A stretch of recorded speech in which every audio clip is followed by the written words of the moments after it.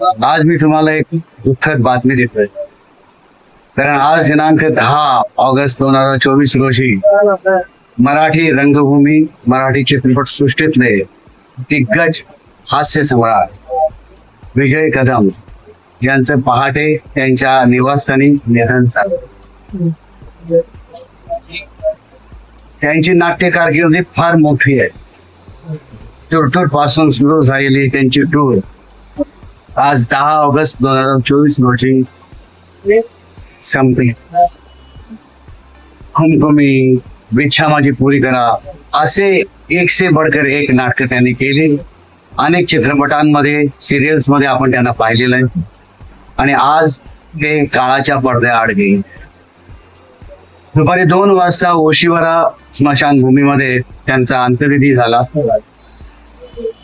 आणि ही